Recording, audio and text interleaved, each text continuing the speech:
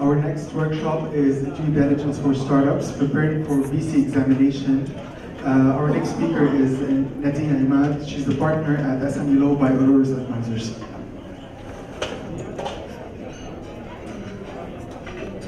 Hi everyone. So today we're going to tackle something that's going to be very interesting for most of you here. Who here is a startup? Wow, lots of startups. Okay, do we have any VCs here? Great. Okay, so this workshop is going to be very interesting because we're going to tackle matters that are interesting for both parties. Let me start by introducing a bit what we do.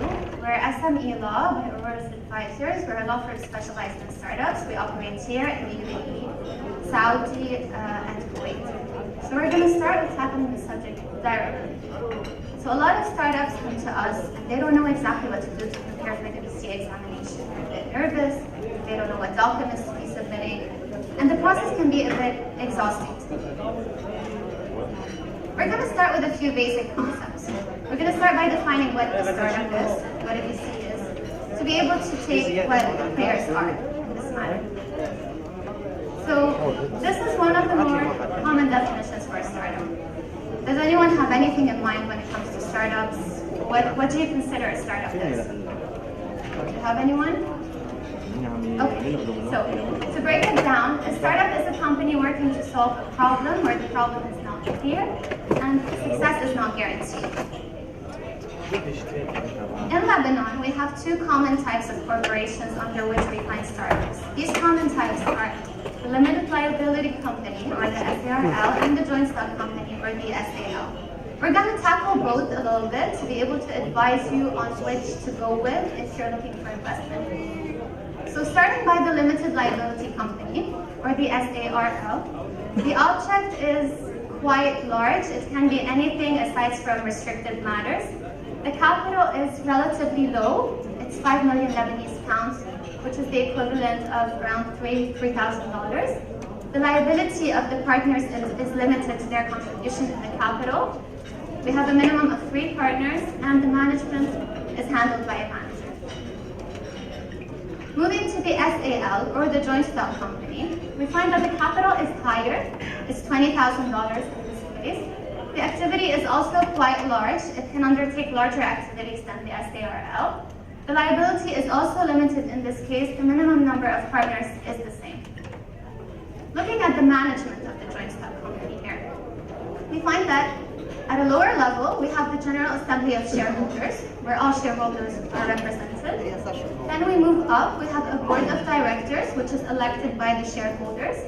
And all the way up, we have the Chairman or the General Manager who's managing the company. Now, before we get to that, let us just tackle a bit the difference between the two types of companies, because looking at it this way, they may seem the same. They both have limited liability.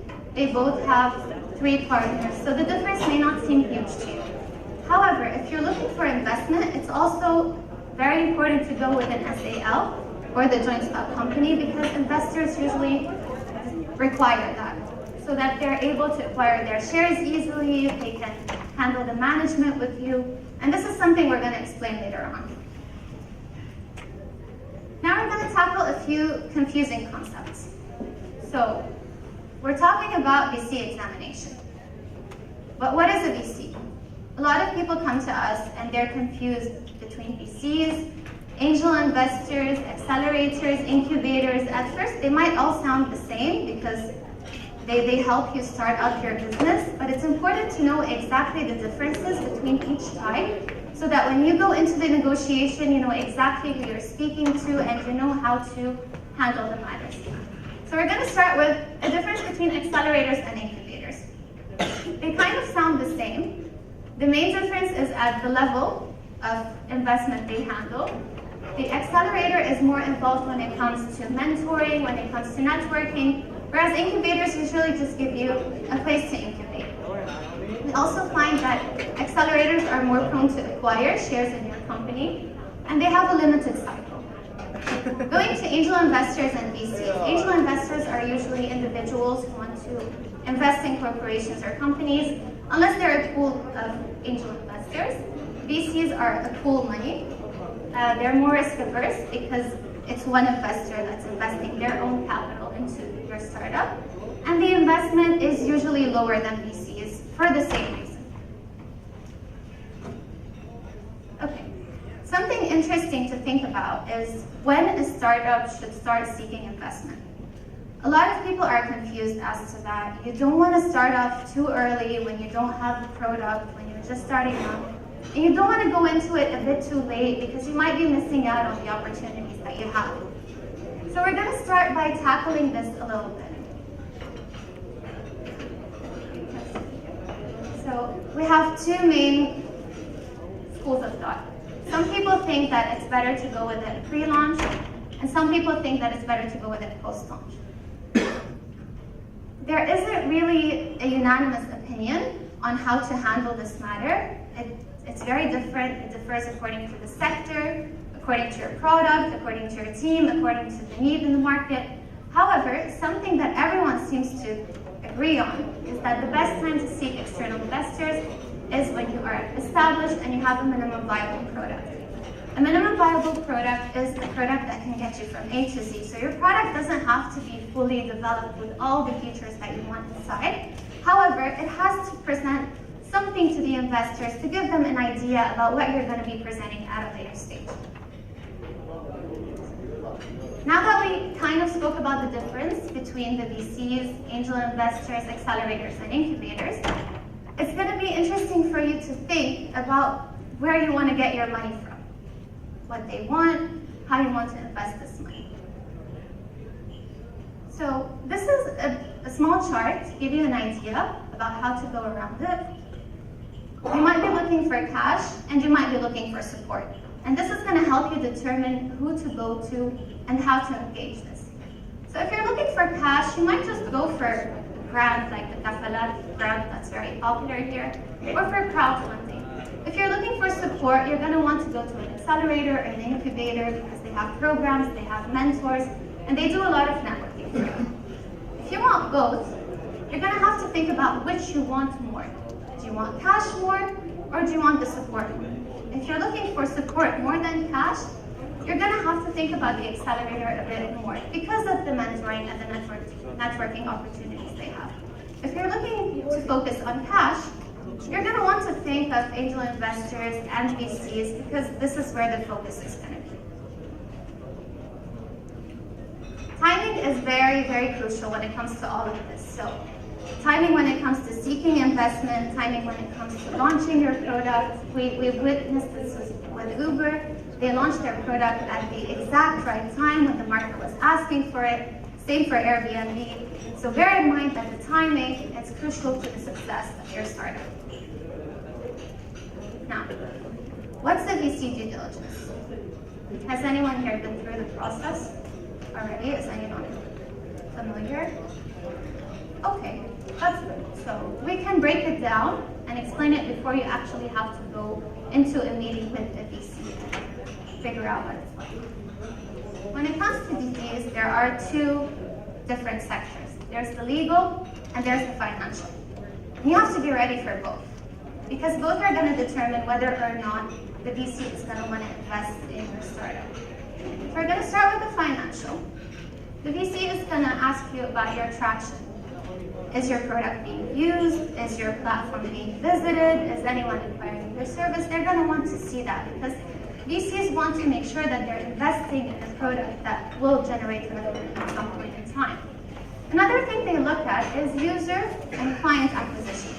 Are you acquiring clients? Is your product reaching out to clients? Is your platform going to be visited by your clients? Something that's very important is the client retention. Are you being able to retain these clients? Are they just using your platform once and then exiting and never visiting again? And the opposite of that is the churn rate, which is the people who actually leave your platform or stop getting your services or your products. Something very important are the financial forecasts. They're going to be asking you about your revenue model. Are you based on a subscription model? How do you intend to be generating revenue in the future? Do you have a forecast? Do you have any numbers?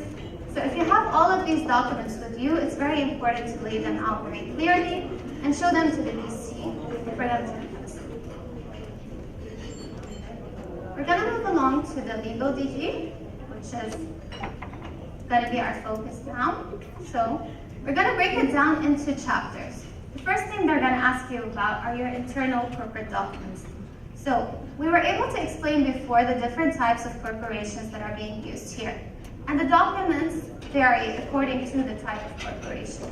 However, it's very important to have your documents well set, cleared out, that you have everything in place, that you have your articles of incorporation, which are basically the document that establishes the company and lays out the rules when it comes to the company. You should have a circular or a license, which shows the object of the company, the shareholders of the company, and the management of the company.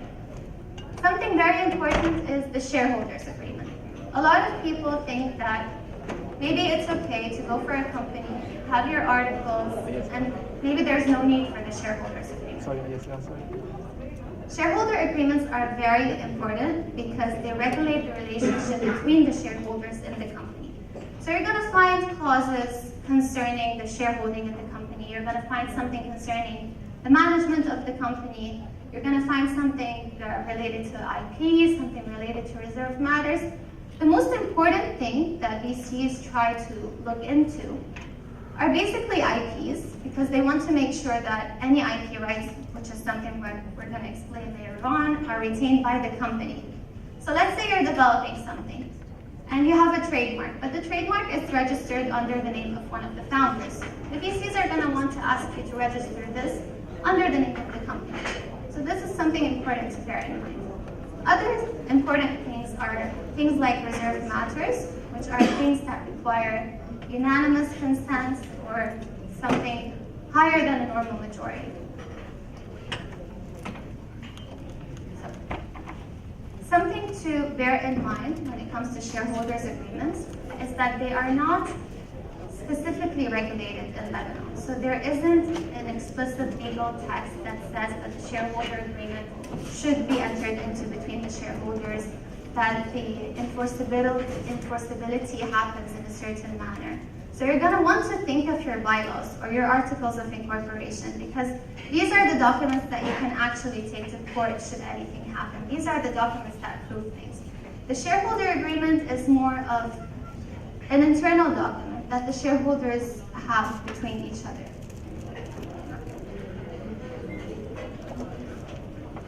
Now that we've tackled your internal documents and we've spoken about the articles of incorporation and the shareholders agreement, which are the two most fundamental documents that you're going to be thinking of, we're going to talk about the agreements that you have with third parties.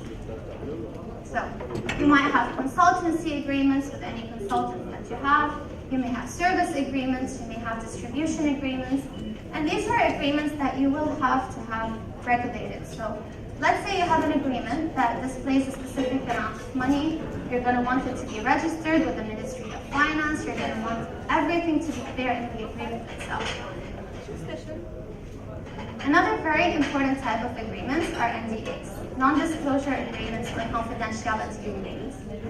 NDAs are very common. They're used quite frequently. You can use them in case of negotiation with any parties. You can use them with your consultants.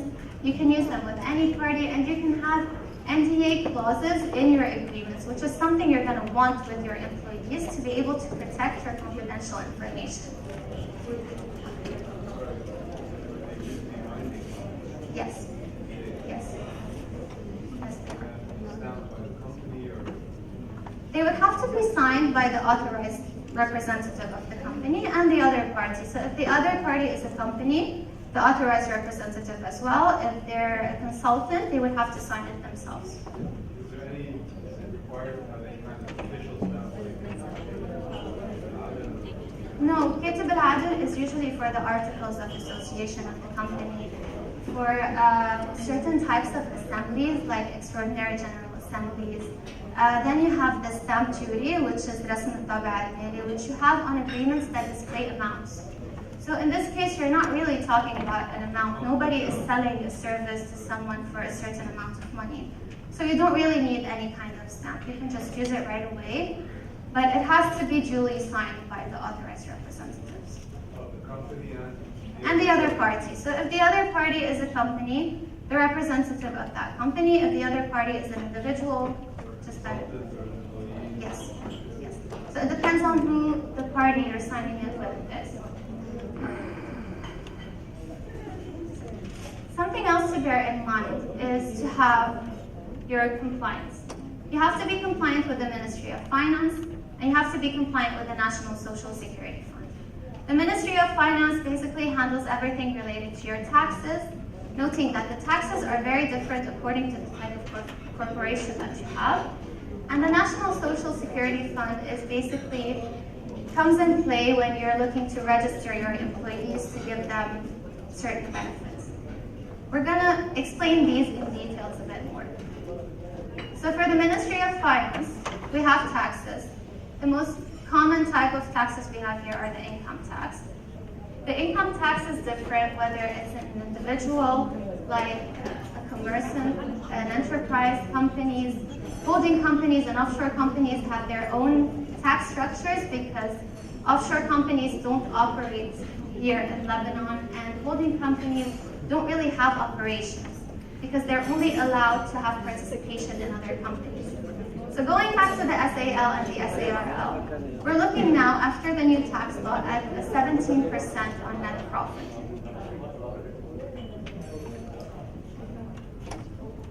So now that we've laid out everything, you have everything that you have to have in mind going into the examination process.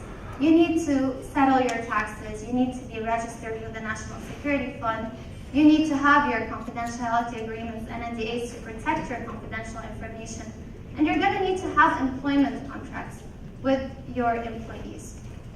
To tackle these a bit further, we're going to discuss the difference.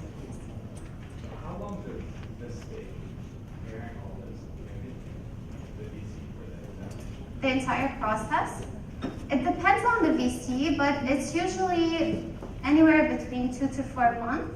So it's kind of a long process when it comes to startups because startups are very enthusiastic. They want to launch their product, they want to launch their service, but they don't really bear in mind that sometimes these things take a bit of time. Going back to the difference between an employee and a consultant. So you have your startup, you're starting to operate, you're working on your product, and you have people who are working on the product. You don't know whether they are employees or consultants. You might have a document that just says consultancy agreement, which is in fact an employment agreement. And this is something important to think about. Just because you name an agreement a consultancy agreement doesn't make it a consultancy agreement. If the provisions are those of an employment agreement, the courts here will consider it as an employment agreement. These are the criteria to segregate the two. This is important because you don't register consultants with the National Security Fund. It's only for employees. Something else to bear in mind when you're going in for BC examination is to have your intellectual property protected. This is done here through the Ministry of Economy and Trade. This is their website. When it comes to trademark registration, usually people can just go online and register. It's always recommended to have someone advise you on the classes under which the protections have to take place, but the process can also be done by individuals. So when it comes to your intellectual property, which is something very important for startups, a lot of startups are into innovation, are into creating something new about disrupting the market, so you're going to want to have your information protected somehow. We have trademarks. The trademark registration is the most common. So you go to the ministry and you register your trademark in order to protect yourself from having other people use it. You want to make sure that you copyright everything you create. And we have patents also, which come in play when it comes to creating new products. Now we come to the term sheet. So you've been through the entire process. You've selected which investors you want to go with. You're going with a VC. They're interested in your company. They're interested in your product. And now we're talking about the term sheet. So in the term sheet, you're starting to discuss the framework of your relationship with your investors. Important issues that will come into play will be how much money they'll be investing, what they're expecting from you, the management of the company. And these are things that you need to bear in mind. So you need to go in having all of these things considered to be able to know what to negotiate and how to negotiate. You don't want to go in too strong and you don't want to go in too soft. So you need to know which matters you need to be discussing more than others. So, to read these things, we're going to start with the option. We're limiting the matters that will be discussed in this section because term sheets can be quite long, they can be quite technical, and going into all of the clauses will take a lot of time. So we're going to start by talking about the option pool. The option pool is basically the equity that you want to reserve in your company for your special employees, let's say. So you want these to be available. If you go into a meeting with a VC and they start negotiating this, you might want to be pushing back a little bit, trying to retain something.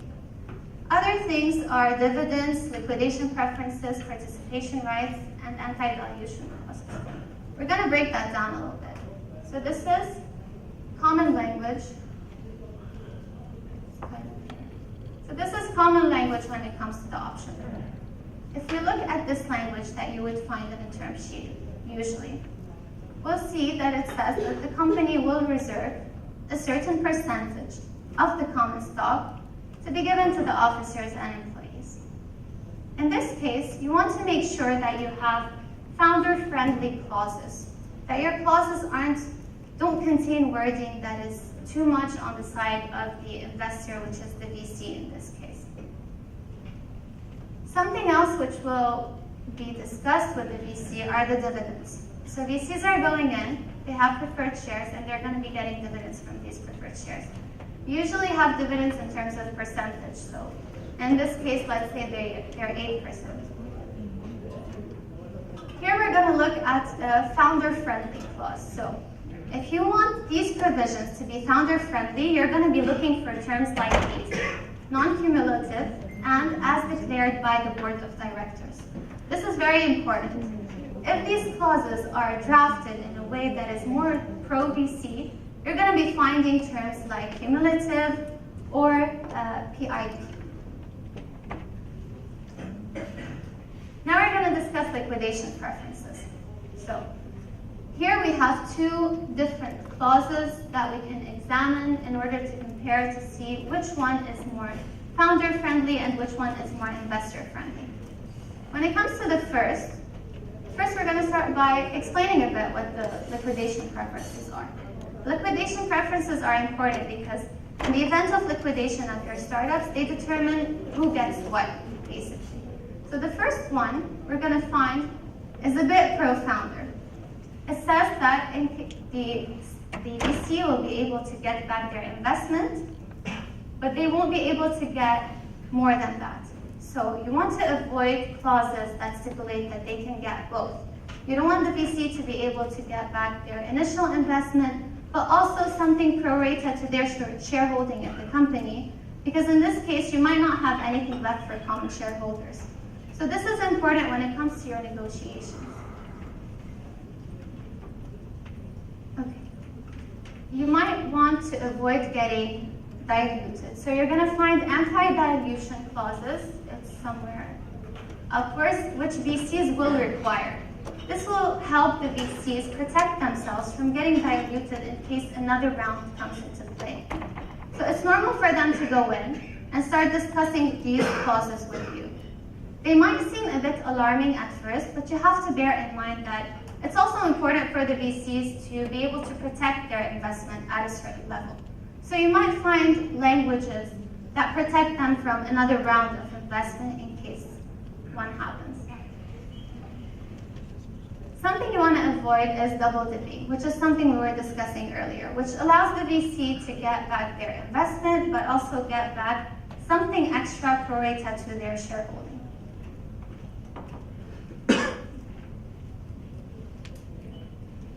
Now, before we get to the Q&A and the exercise that we're going to be doing when it comes to the negotiation, it's just important to highlight that it's very important to go into the BCA examination, to have all of your documents ready, It's always better to have an attorney look at the documents just to make sure that everything is in place, that they will guide you throughout the negotiation to help you determine the matters that you should be discussing as opposed to those that you should not be focusing too much on. And it's very important that you go in believing in yourself, believing in your idea, and believing in your product.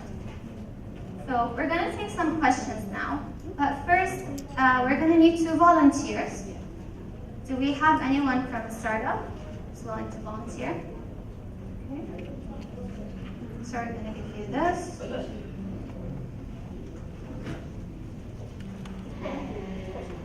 Do we have anyone from, the only one from the BC? Would you like to volunteer? Okay, great. Okay. We're going to start by reading all of this. These are the matters that are going to be public, and this is things that only you know. The things in red are the things that you're not willing to compromise on. And then we're going to go into a round of negotiation, and we're going to try to see the synergies that happen between VCs and startups in a more practical manner. In the meantime, until you prepare, do we have any questions? Excuse me?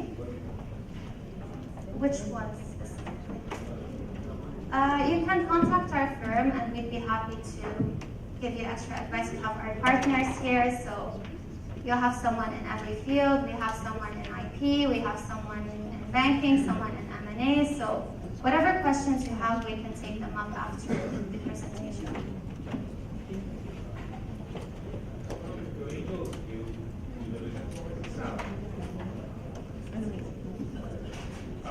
Do the angel investors do due diligence? Because it sounds like it takes a long time.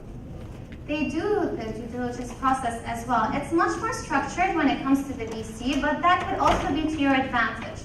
So you don't want to go in with someone and you start negotiating and they start going back and forth asking for random documents. Sometimes they end up over asking for documents. We've seen cases where they've asked startups about their electricity bill, so it can be even more exhausting when it comes to the angel investors because it's not as structured. Okay, do I have anyone else? Hello, my name is Ubay. I want to ask about the convertible notes. Yes. In what cases I can ask the investor to, like, I want to, like, let's say they are asking for equities, and I say I can give only convertible notes, and there are the conditional convertible notes, like where. So, in what cases do you think that's possible to say? Okay, so a lot of startups are starting to favor convertible notes because they think that it's equity I might be giving back in the future as opposed to equity that I have to give out now.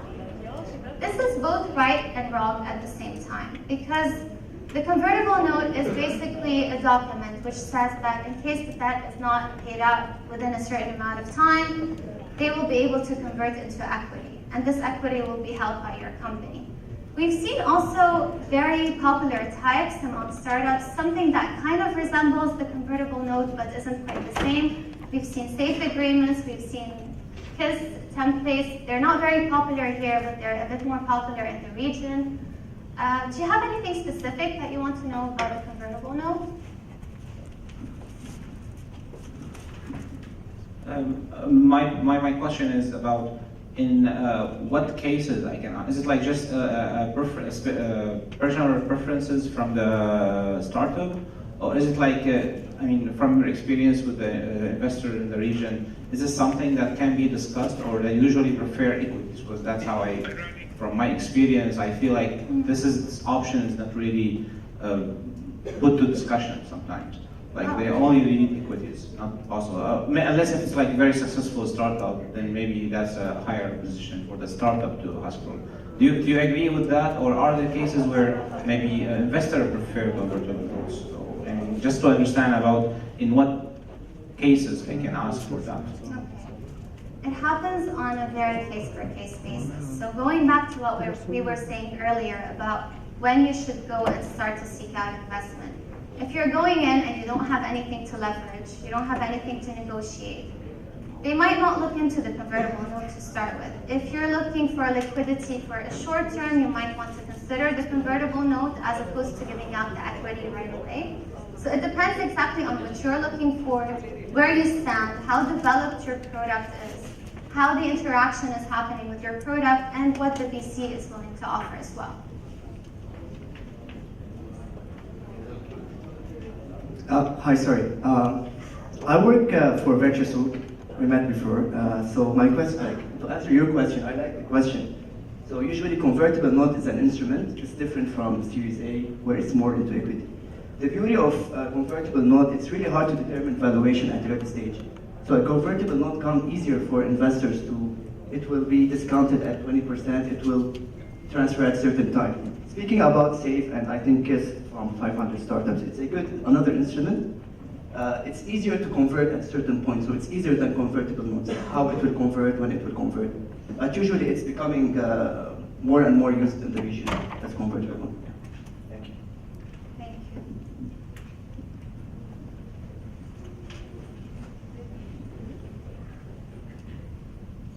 Thank you. Just to add some insights and answers to two questions. The one related with the angel investors, as I'm an angel investor, and the one related with the convertible notes. Of course, you're right. Angel investors are not doing the process as VC for the due diligence.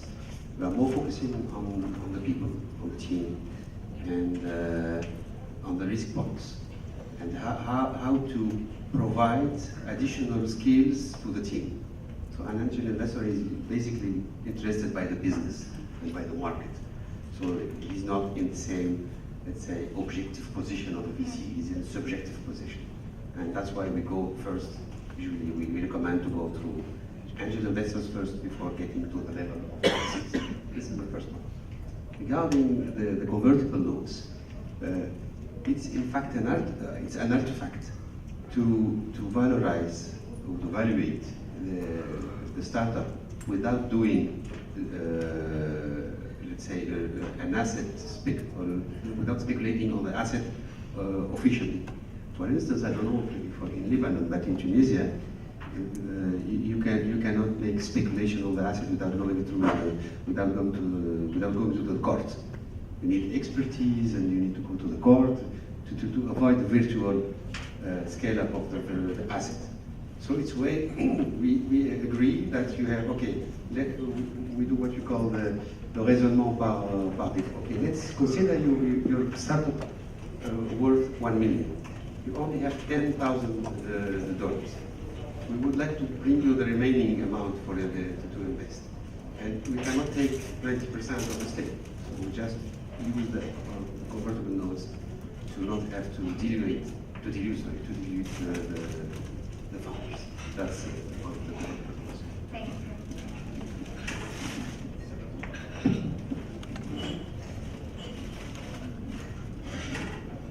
Hello. I know it is negotiable, but when it is really like a red flag to accept or refuse the equity dilution. The equity dilution. Okay, so when you go into the negotiation, it's going to be brought up at some point. When you accept it and reject it depends on the terms. So you're going to want to look at the specific terms, and you're going to want to look at the overall terms. This is how you can determine a bit what you can negotiate, what you can give away without giving away too much. So you don't want to go into it not wanting to give away anything at all, because it probably wouldn't work that way, but you also don't want to give away too much. So when it comes to that, it's a bit normal for investors in general to want to protect their interests to a certain extent. You have to have a professional examine it just to make sure that it's reasonable. So anything that is reasonable can be accepted. Anything that is a bit beyond the scope of reasonable, you'll want to negotiate it a bit harder. Does that answer your question? Okay, great.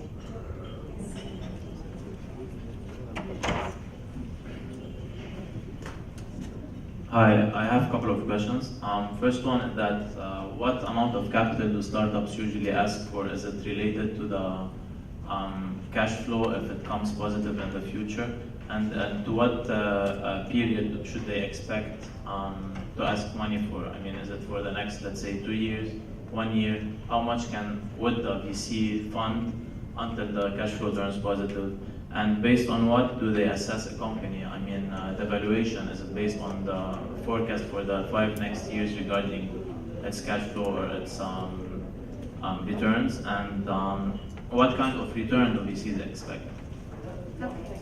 And another unrelated to finance question would be what type of power do VCs usually look for or want to acquire in a startup over the board of directors? What kind of power do VCs want to acquire over a board of directors? Okay, so let's break it down and start with the first one. The first one was about how much they're willing to invest in the startup. That's the one. Okay, so it kind of depends on the startup. So let's say you're a startup and you want to figure out how much money you need. You're going to want to make the link between the money and the equity that you're going to be giving away and the valuation of your company.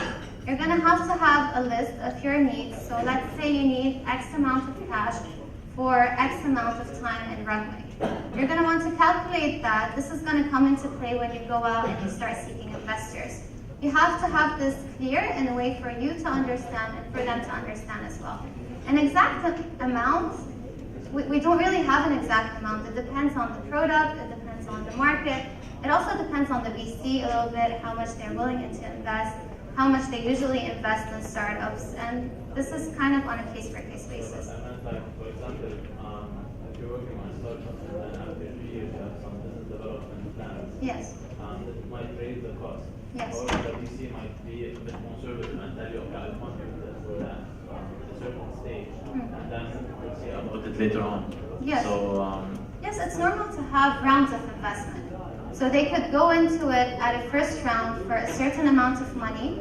They start investing in your product, and then when they see that you're doing well, that you're doing better, these VCs and also other investors could start approaching you. So let's say you're getting a lot of traction, you're getting a lot of user acquisition, they're going to come up to you and they're going to want to invest in you.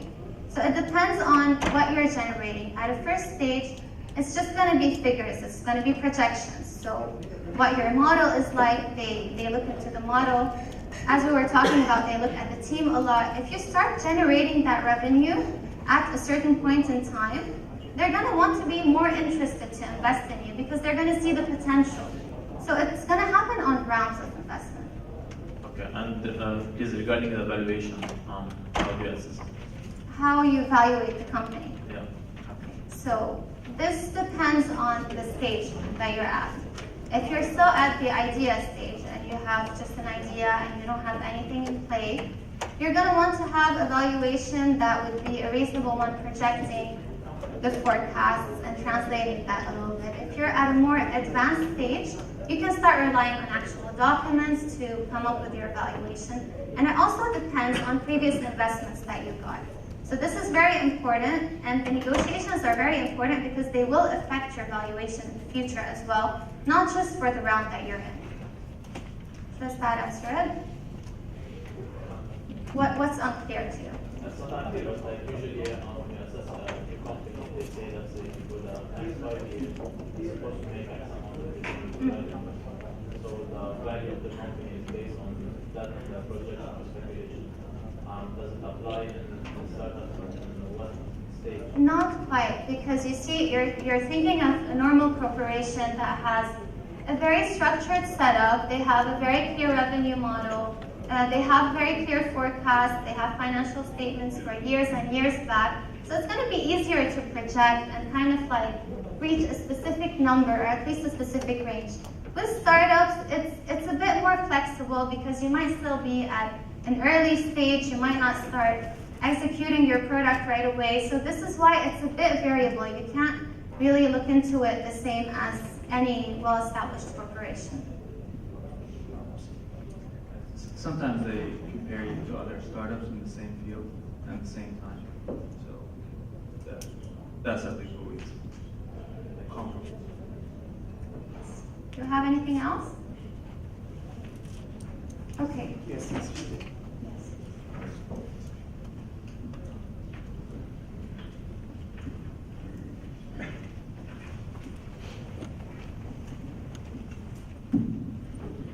Yes. Sorry, I came in late, so I'm not sure if I missed it, but I'll just ask the question regardless. So now the ecosystem is evolving, and now you find more players in the market available to provide and extend support to aspiring entrepreneurs, especially the young ones, and especially people who come from technical backgrounds, whether it's technical product development, software, or business background.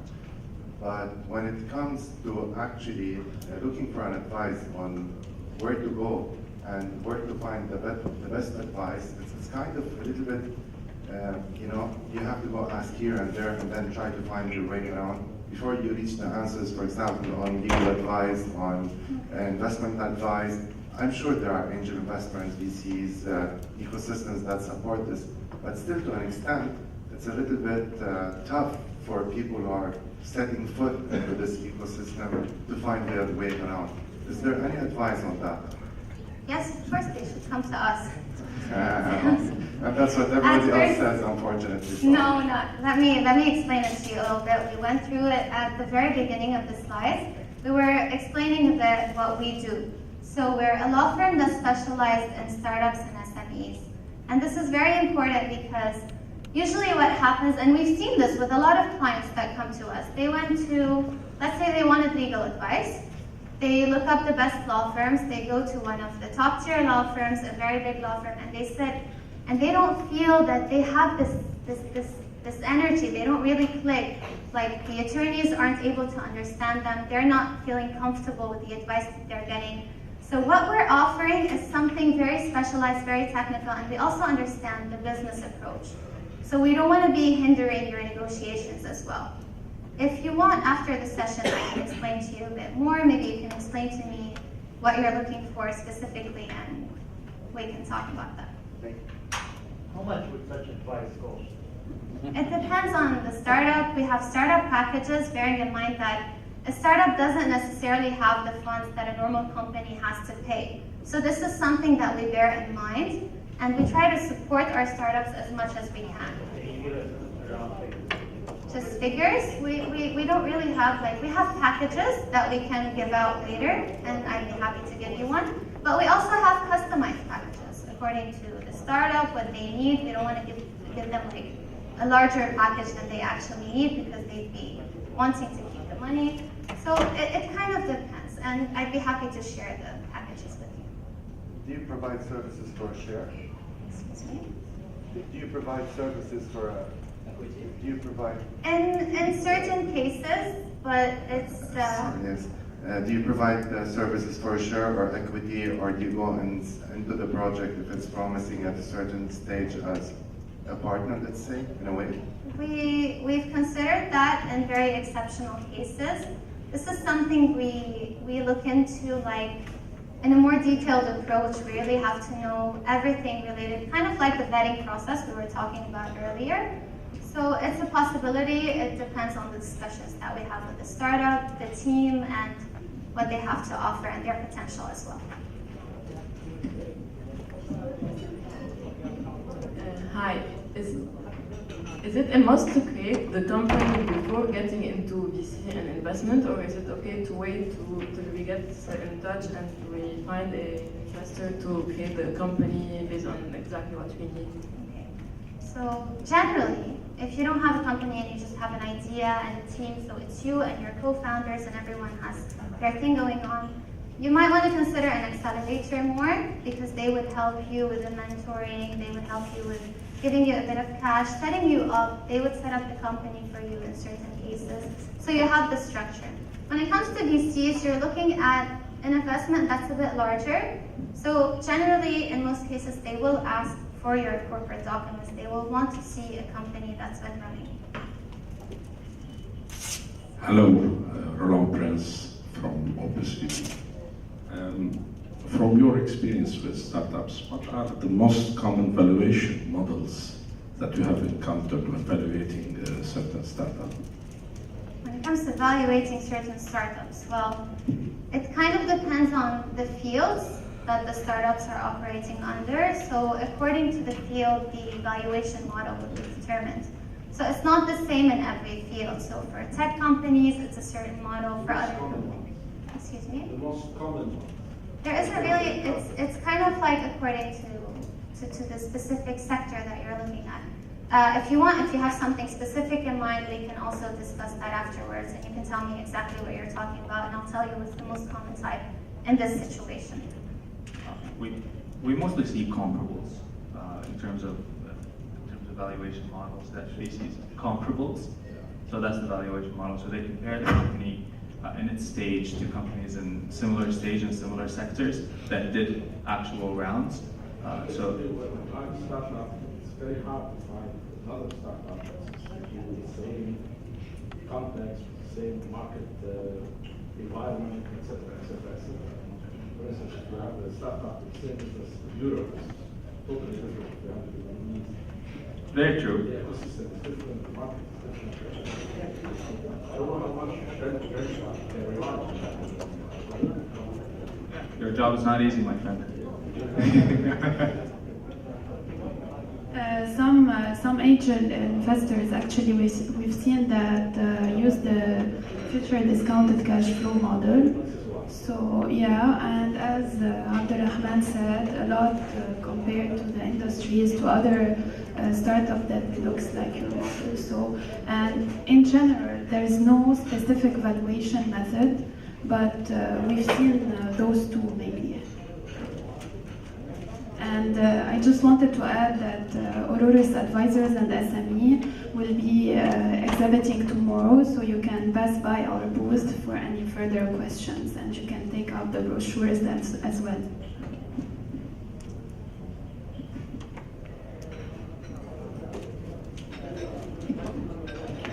I've got one question. You mentioned earlier on the IP protection. Yes. How well established is the legal framework in Lebanon to protect the IP? Because I can see lots of companies that are actually going towards Cyprus or anywhere else in Europe or whatever where there's an actual IP protection. So how strong are we here? No, IP protection is very strong here, actually. The Ministry of Economy is very strict when it comes to that. You'll even notice it if you're going in to register a trademark. Let's say the research they do is kind of extensive, but it depends on the markets in which you want to operate more than anything else. But in terms of having the protection, it's sufficient. We had someone here.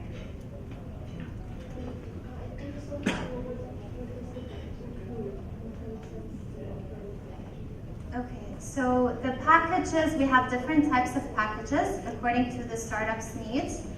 Each contain different types of services. If you pass by the booth, or if maybe we can catch up with you afterwards, we can explain them to you a bit more. So it kind of depends on what you're looking for, what your needs are, what kind of services you want at this point. Sorry to get back to that question about valuation. Like, I studied entrepreneurship, and even when you pitch to VCs, you always have to put like financial model, like estimation, even though it's not very clear. So the problem is, how do you evaluate an idea? Like, if it's in the idea phase, and it's a big idea and it needs a lot of funding, so how would investors know what it's worth? Like for me, future discounted cash flow valuation would not work. So if it's a new idea and it's not something to compare it to, how would you evaluate it? Okay, so this is why, going back to what we were saying, it's always better to go into it when you have a minimum viable product. If you're still at a very early stage and it's just an idea, and you don't have anything to compare it to in the market, nothing even similar, something maybe close, they're going to want to look at the forecast, at the projections, at everything you have to offer. And they also look a lot at the team. So if the team is confident, if the team is well structured and organized, if everyone knows what they're doing, this can bring in confidence in the idea as well. Thank you. Do we have anyone else? Okay, so we can start with our negotiations now. Is everyone ready?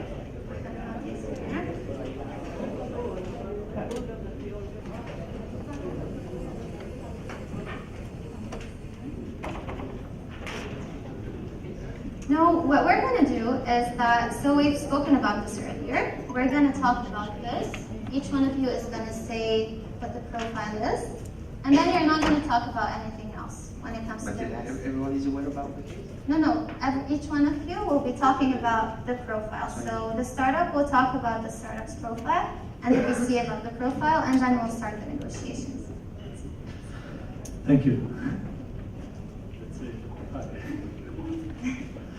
Okay, so my profile, I'm a young entrepreneur. I have 23 years old. I'm graduated from MIT, top of my class, and won a scholarship which used it to finance my invention. I created a system that captures the faintest trace of sun for the production of solar energy. So this is what I do. Okay, so we have the startup now. This is the startup's profile. We're going to look at the VC. Okay, then the firm is very renowned, and we have already invested a large amount of money in green energy companies. We have a team of talented professionals, and we have our, let's say, rules and imposed term sheets. Okay, great. So now that we know the profiles of the startup and the VC, we're going to start the negotiation process. The first matter you're going to tackle is valuation. Okay, so let's try it. So actually for my company, we are looking for, or we think that the valuation is $4 million. And I can give you a couple of, you are in the green field, so I think you know it. In 2017, the number of started panels have doubled accordingly to 2014, accordingly to the last research. So this is first. And what we are doing is very interesting because it's a game changer in the solar energy. So this is a second point. And the other point is that actually everyone is looking to find a solution for the normal way of consuming energy, and we think that we are providing this new solution. So I think $4 million, it's very interesting valuation for you. Thank you. We do respect your valuation and expectations. We have a lot of cases coming every day, bringing this kind of projects. But knowing your potential, your team, and the technology you are delivering, we can be interested to, let's say, evaluate the company at $2.5 million. We did, of course, different methods, discounted the cash flow methods, benchmark with some other, let's say, startups, and we think that 2.5 million is enough for this, regarding the maturity of your project also. You know, I'm coming with an invention. It's not just an idea, and we have a very good team. And to be honest, I think that the $4 million is our bottom line, and we will not go down to this. As I said, when we say invention, I think I have an IP. It's registered, so it has been proven and protected, and I think this can be a very interesting asset. We will be very happy if the company will worth $4 million. We need evidence for this. And the most, let's say, tool to assess is how much you will stick to your business plan. In your business plan, you are showing an internal rate of return of 30%. We think that you are not covering all the risks. You can in case you don't reach 30%.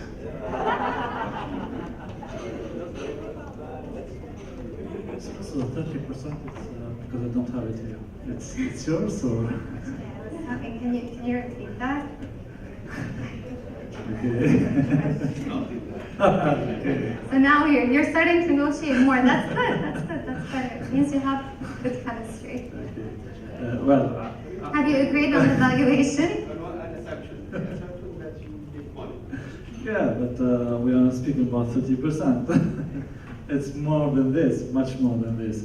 As I said, we really believe in what we are doing. We really believe in our invention, in our team, the potential, and the market. It's growing, and yeah, we have a very clear business plan. You know, we have a very clear business model. The opportunities are here. We have very interesting attractions. So we are going in this. I mean, we really think that we can have this valuation, you know, and yeah.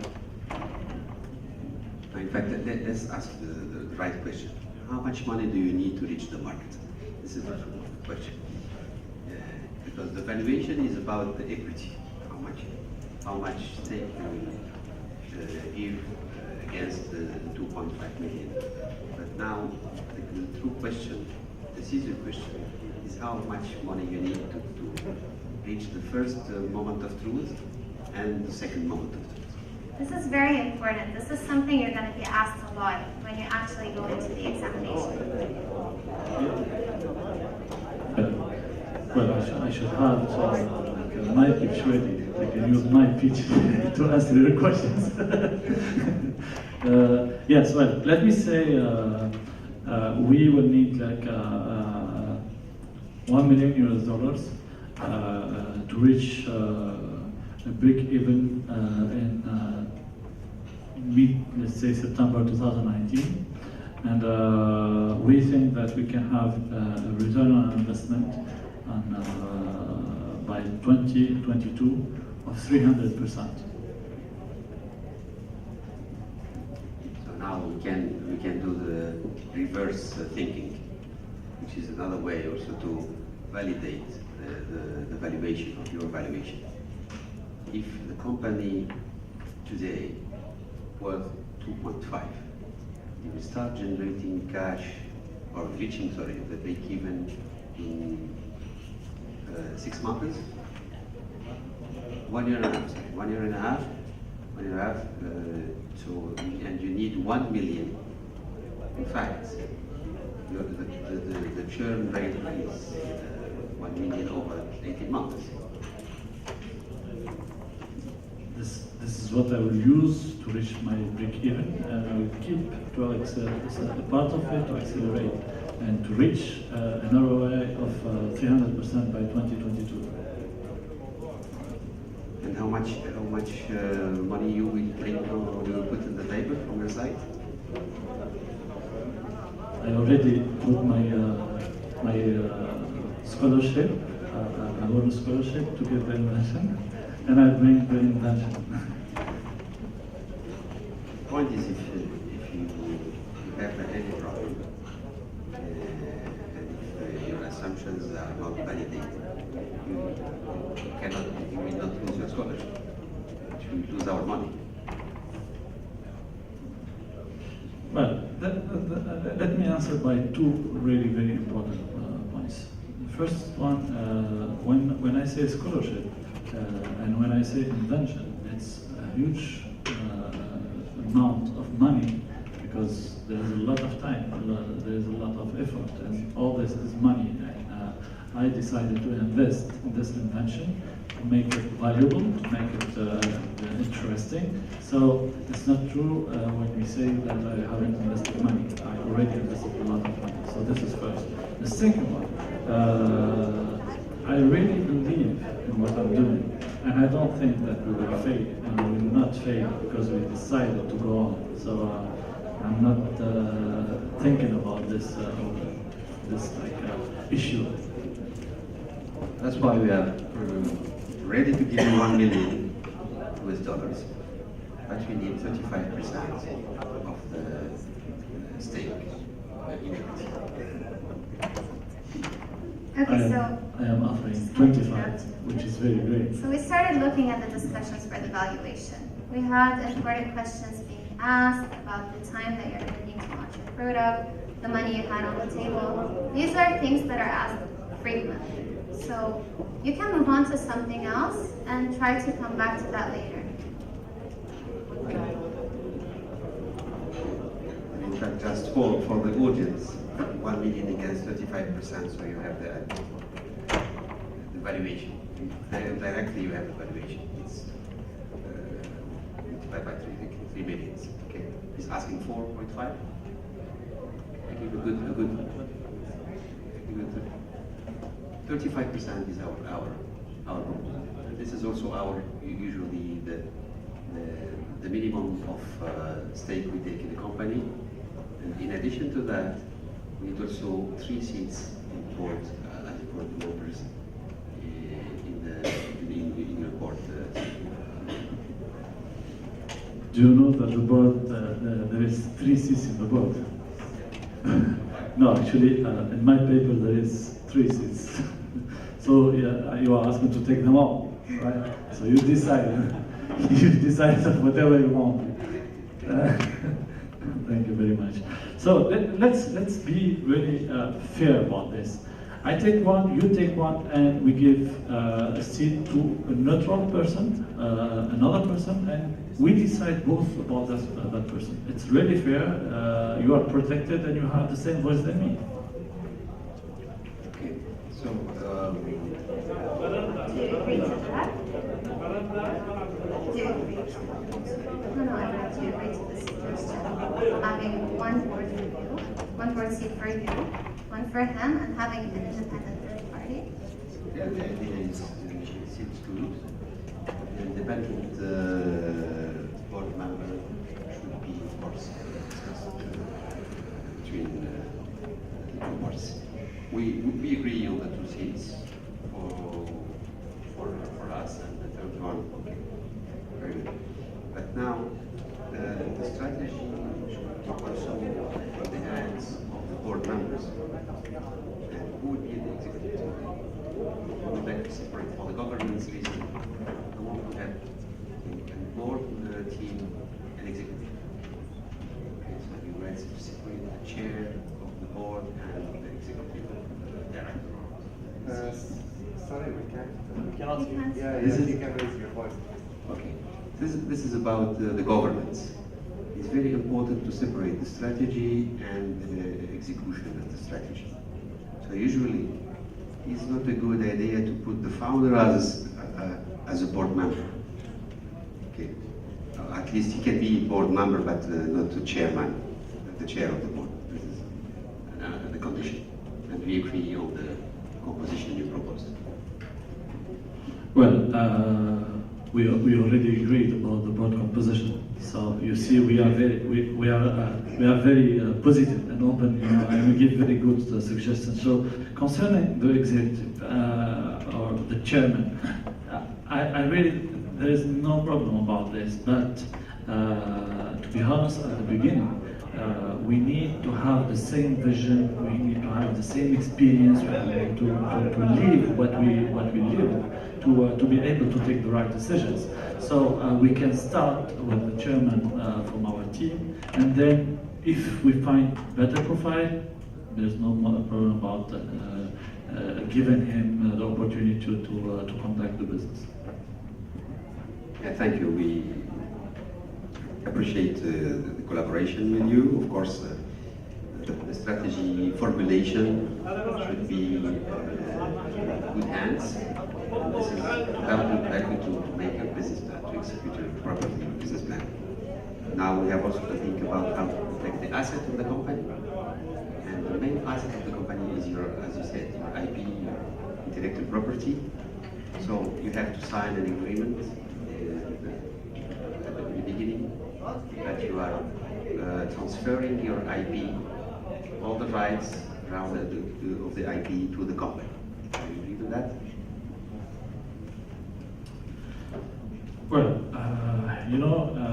the IP has been done or realized before creating the company. So the company here is to sell or to benefit from the opportunity of this IP. And with I think that this has to be excluded from the agreement. But what we can discuss is what the company will bring to the IP, or how the company will use the IP to get profit from it. So actually, given the IP to the company, this is not, I think, the subject of the company. So, to be honest, we don't agree. I don't understand, so why we evaluating the company at $3 million US? It's supposed to be the IP, the counterpart of the value. Well, we are negotiating the $4 million as an opportunity of using the IP. It's like, yeah, I am coming with an IP, and instead of giving this IP to another company or sell the IP for another company that will use this IP to benefit from this opportunity of making cash because of this invention, I'm bringing it to a company where we will be both in that company. So that's why we are evaluating, because as I said, this invention is a game changer. And when we say game changer, it's a lot of opportunities and a lot of profit. So here we see two different opinions. We see that the founder is attached to having the IP, and we see that the VC normally wants the assignment of the IP. How do you think we could reach something? At least I have a suggestion. Can we invest 25% of the value of the IP and put it in the equity? It's a fair deal, just to fix the relationship on the long run with the IP provider. It's the same thing that getting. When you say 25%, is it the valuation you are looking for, or as a company gets 25% of the IP? Okay, let's try to check this out and see how collaboration will go on. And after, let's say, a certain amount of time, let's say after 12 months, if everything goes fine and you proud support you promise it, because what we are looking for is not only cash, we are looking for contacts, door opening, we are not looking for support for you as a VC, and if we have all this, we agree to give 25% of the company. Okay, so every time there's a negotiation, we see a bit of back and forth, but we also see that when it comes to presenting reasonable terms, parties usually tend to agree on something in the end. So you're going to start with a certain position, the way you did right now, and then as you get along in the negotiations, you're going to get to see the VC's point of view, you're going to start analyzing it a bit more, and then you would reach a settlement when it comes to that. I will ask you a question. Who will own the IP? Are you creating another company? No, actually, I am owning the IP already, so I am coming with an IP.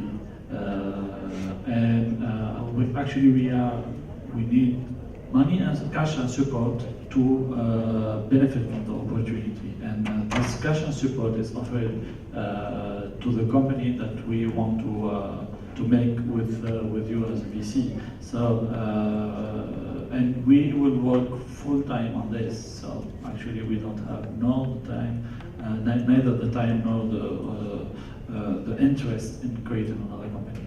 Okay, so it should be your private IP. You own it, and you don't have any intention to commercialize the IP in another company. Okay, that's fine. So just we need to formalize that. We need exclusivity. And let me suggest you something. If you do your business plan as you forecasted it, you will get only 25% of your IP after 1.5 years. You need to formally sign an agreement on this rights session. And if you don't do your business plan, and you don't achieve the results, you will take 50%.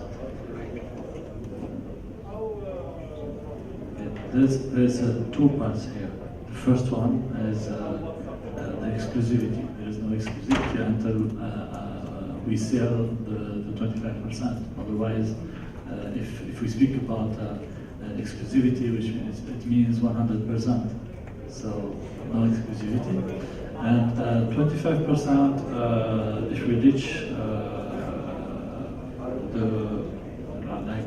we realize the business model or the business plan we plan. As I said, actually reaching the business plan is a common responsibility because we are not only looking for cash but also support. So your help is very important. So you see, we started with no, and I gave the opportunity to sell 25% after 1 year. So I expect that you help us go to an agreement. I already did my part. So just in the interest of time, to interrupt you, but do you have any other pending matters you want to talk about? So this is it.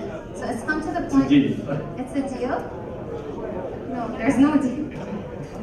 Okay, so we're still at the IP discussion phase. So far you've agreed on a lot of things, and now you're hanging on the IP thing. How important is this for you as a VC? Would you consider investing in this startup if they maintain their position as is? Usually we can understand that he's trying to protect his IP. Now it's not fair to ask for to leverage money or to raise funds without putting on the table something as counter value. Okay? So this is the point. So exclusivity is a way to not take the control of the IP. Exclusivity is a fair deal. It allows to not discuss the valuation now of the IP. He refused the IP. So this is a compromise that the VC is giving. Do you agree to it or do you refuse it? He's breaking the deal. He's breaking the deal. So this is a deal breaker for you. What are you going to do? So what I will do is I will accept exclusivity for a limited period of time. So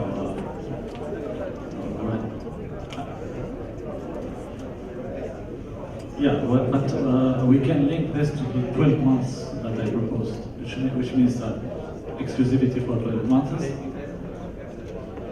Absolutely.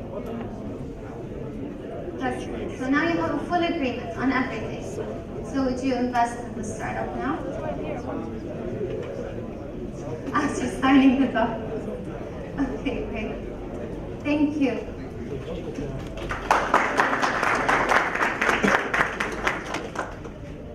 So just to highlight a few important matters that were brought up right now, we want to mention the things that are important that will always come into place. So we were talking about IP, and it's important to know what kind of protection you have. So let's say you're just talking about an idea.